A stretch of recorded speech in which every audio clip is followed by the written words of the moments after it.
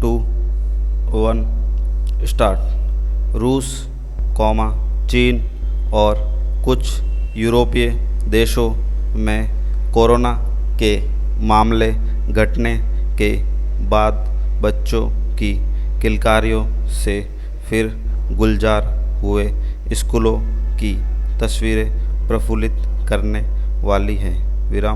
भारत को इस तरह की तस्वीरों के लिए फ़िलहाल और इंतज़ार करना है, क्योंकि देश में कोरोना के मामले लगातार बढ़ते जा रहे हैं। रविवार को एक समारोह को ऑनलाइन संबोधित करते हुए प्रधानमंत्री नरेंद्र मोदी के दो नारों जब तक दवाई नहीं, तब तक ढिलाई नहीं और 2 गज की दूरी, मास्क है ज़रूरी के जिक्र से भी संकेत मिला कि हालात सामान्य होने में कुछ समय और लग सकता है। लेकिन सरकार अब कामकाज की रफ्तार रोकने के मूड में नहीं है। होना भी नहीं चाहिए।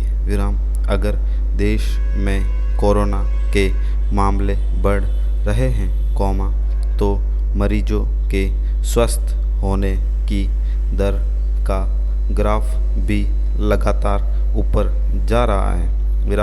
6 महीने में कोरोना काल देश को काफ़ी पीछे धकेल चुका है।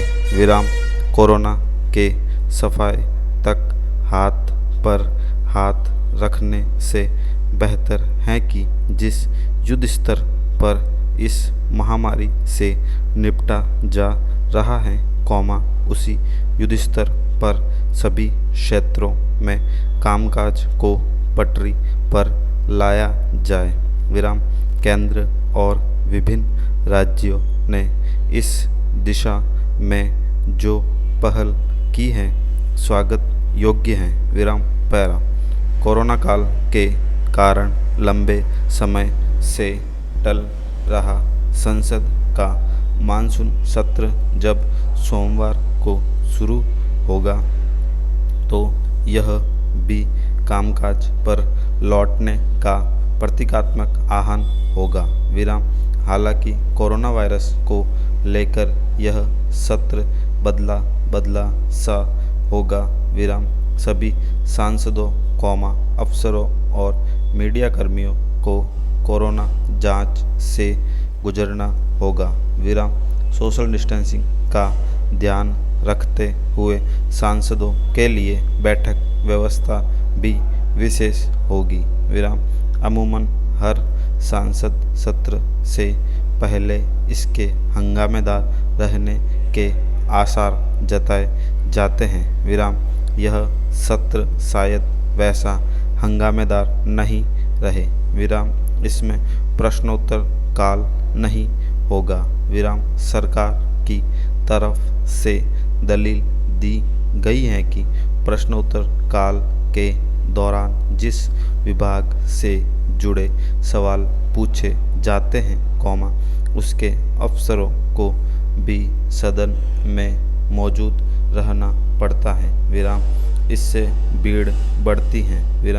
कोरोना काल में सांसदों को भीड़ से बचाने के लिए इस सत्र में प्रश्नोत्तर काल की व्यवस्था को टाला गया है। इस समय यही भावना सर्वोपरि होनी चाहिए कि सांसदों की सुरक्षा सुनिश्चित करते हुए संसद में ज़्यादा से ज़्यादा महत्वपूर्ण कार्यों को निपटाया जाए। मानसून सत्र के दौरान प्रतिपक्ष के आक्रामक तेवर शायद पिछले सत्र जैसे नहीं रहे, क्योंकि उसको दोनों सदनों के कई सांसद गैरहाजिर रहेंगे। सोनिया गांधी के साथ राहुल गांधी अमेरिका गए हुए हैं। तृणमूल कांग्रेस पहले ही कह चुकी है कि उसके बुजुर्ग सांसद सत्र में शामिल नहीं होंगे। दूसरे प्रतिपक्षी दलों के बुजुर्ग सांसदों ने भी इसी तरह का फैसला किया कि वे बेशक संसद सत्र में मजबूत और सजग प्रतिपक्ष लोकतंत्र का तकाजा है, लेकिन देश जिस संकट काल से गुजर रहा है, उसे ध्यान में रखते हुए सिर्फ विरोध के लिए विरोध की राजनीति से फिलहाल परहेज किया जाना चाहिए। विराम। स्टॉप।